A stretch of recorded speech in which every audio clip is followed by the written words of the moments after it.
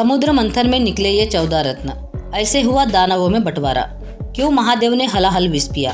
दोस्तों, हिंदू धर्म ग्रंथों के अनुसार एक दिन महर्षि दुर्वासा के श्राप के कारण स्वर्ग ऐश्वर्य धन विहीन हो गया। तब सभी देवता भगवान विष्णु के पास गए। भगवान विष्णु ने उन्हें असुरों के साथ मिलकर समुद्र मंथन करने का उपाय बताया और ये भी बताया कि समुद्र मंथन से जो अमृत निकलेगा उसे ग्रहण कर आप सभी अमर हो जाओगे। ये बात जब देवताओं ने असुरों के राजा बलि को बताई तो वे भी समुद्र मंथन के लिए तैयार हो गए। वासुकी नाग की सहायता से समुद्र मंथन किया गया, जिसके एक छोर पर देवतागण उपस्थित थे तो दूसरी ओर कमान दानवों ने संभाली हुई थी। समुद्र मंथन से उच्च श्रेवा घोड़ा, ऐरावत हाथी, माता लक्ष्मी, भगवान धन्वंतरी सहित 14 रत्न निकले। दोस्तों, सनातनी टेल्स चैनल की इस वीडियो में हम आपको बताएंगे इन 14 रत्नों के अर्थ और उनके जीवन से जुड़े उद्देश्य। दोस्तों, वीडियो को ध्यान से अंत तक जरूर देखिएगा और वीडियो को लाइक करके चैनल को सब्सक्राइब जरूर कर लीजिए। नंबर 1, हलाहल कालकूट विष। समुद्र मंथन में सबसे पहले कालकूट नाम का विष निकला था। विष को देखकर सारे देवता तथा असुर काफी डर गए थे। तब संसार की रक्षा करने हेतु भगवान शिव ने उस भयंकर कालकूट विष को पी लिया। इसका अर्थ है परमात्मा इंसान के मन में ही स्थित होते हैं। अगर हम सबको परमात्मा रूपी अमृत की इच्छा है तो हम सबको सबसे पहले अपने मन को मथना पड़ेगा। जब हम सब अपने मन को मथेंगे तब सबसे पहले हमारे अंदर से बुरे विचार रूपी विष ही बाहर निकलेगा। हम सभी को इन सभी बुरे विचारों को परमात्मा को समर्पित कर देना चाहिए और इन सब से मुक्त हो जाना चाहिए। नंबर 2, कामधेनु। समुद्र मंथन के दौरान एक दिव्य गाय उत्पन्न हुई जिसे कामधेनु नाम से जाना जाता है। यह दिव्य गाय कामधेनु अग्निहोत्र यज्ञ की सामग्री उत्पन्न करने वाली गाय थी, इसलिए कामधेनु गाय को ब्रह्मवादी ऋषि मुनियों ने ग्रहण किया। दोस्तों, कामधेनु मन की निर्मलता का प्रतीक है, क्योंकि किसी भी इंसान के अंदर से बुरे विचार निकल जाने पर उसका मन निर्मल हो जाता है। समुद्र मंथन के दौरान नंबर 3 पर है उच्च श्रेवा घोड़ा। दोस्तों, इस घोड़े का रंग सफेद था। इस घोड़े को असुरों के राजा बलि ने ग्रहण किया। मानव जीवन की दृष्टि से देखे तो उच्च श्रेवा घोड़ा मन की गति का प्रतीक है। दोस्तों, दुनिया में मन की गति को ही सबसे अधिक गतिशील माना गया है। अगर आप अमृत रूपी परमात्मा की प्राप्ति करना चाहते हैं तो आपको अपने मन की गति पर नियंत्रण रखना होगा, तभी आप परमात्मा को प्राप्त कर सकते हैं। नंबर 4, ऐरावत हाथी। समुद्र मंथन के दौरान चौथे नंबर पर ऐरावत हाथी निकला था। ऐरावत हाथी के 4 बड़े बड़े दांत थे, जिसकी चमक कैलाश पर्वत से भी अधिक थी।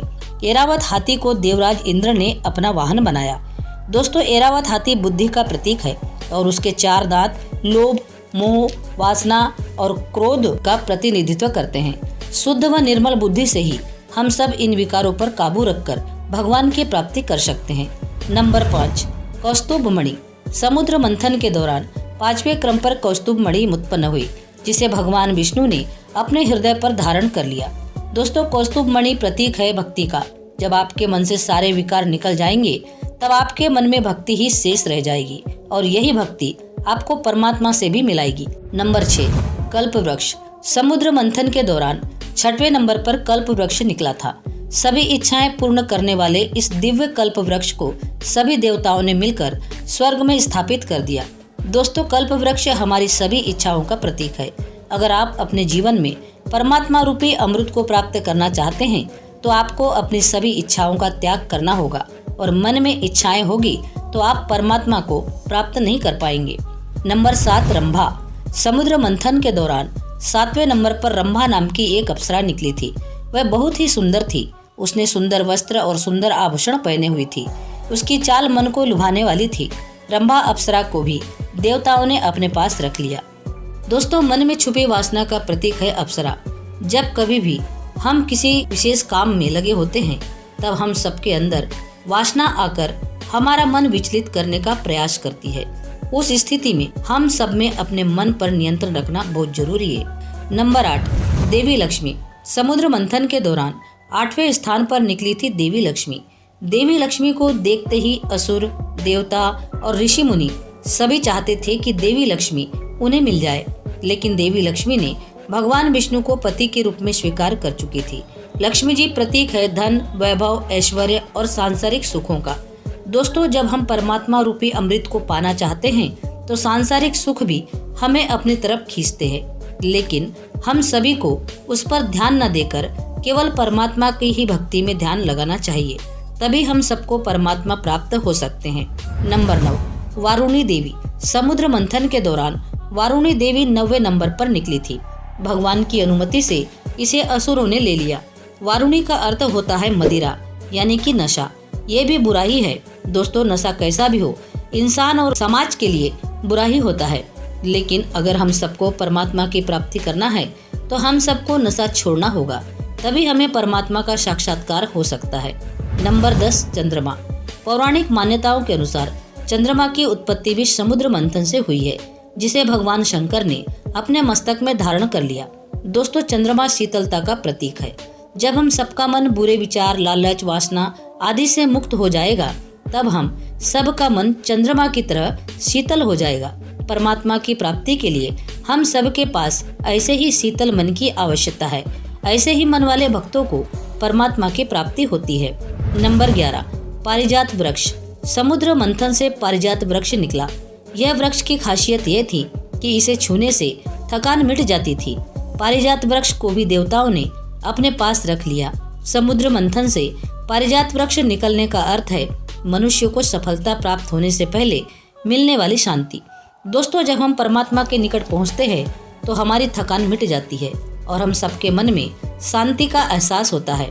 नंबर 12, 5 जन्य शंख। समुद्र मंथन के द्वारा उत्पन्न हुआ 5 जन्य शंख। इस शंख को श्री हरि विष्णु ने ग्रहण किया था। दोस्तों, शंख को विजय का प्रतीक माना जाता है। इसके साथ ही शंख की ध्वनि बहुत ही ज्यादा शुभ मानी गई है। हमारे पुराण कहते हैं कि जब हम परमात्मा रूपी अमृत से एक कदम की दूरी पर होते हैं तो मन का खालीपन ईश्वरीय नाद से भर जाता है और ऐसी स्थिति में हम सबका परमात्मा से साक्षात्कार होता है। नंबर 13, समुद्र मंथन से सबके अंत में भगवान धन्वंतरी अपने हाथों में अमृत कलश लेकर निकले थे। निर्मल मन और निर्मल तन का प्रतीक है भगवान धन्वंतरी। दोस्तों, जब हम सबका तन निरोग और मन निर्मल होगा, तभी हम सबको परमात्मा की प्राप्ति होगी।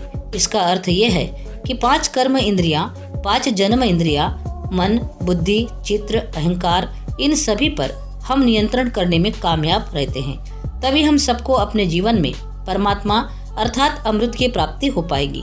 नंबर 14, अमृत। दोस्तों, समुद्र मंथन से धन्वंतरी भगवान अमृत कलश लेकर निकले थे। तब इसके निकलते ही देव दानव में इसे ग्रहण करने के लिए झगड़ा होने लगा। अंत में भगवान विष्णु ने देवताओं को अमृत पिलाकर देवताओं को अमर कर दिया। दोस्तों, ये थे समुद्र मंथन के निकले हुए 14 रत्न। इस वीडियो को अपने दोस्तों परिवारों में ज्यादा से ज्यादा शेयर करना, ताकि इन रत्नों की जानकारी सभी को प्राप्त हो सके। दोस्तों, वीडियो पसंद आई हो तो इस वीडियो को लाइक करके चैनल को सब्सक्राइब जरूर करना। पूरा वीडियो देखने के लिए आपका बहुत बहुत धन्यवाद।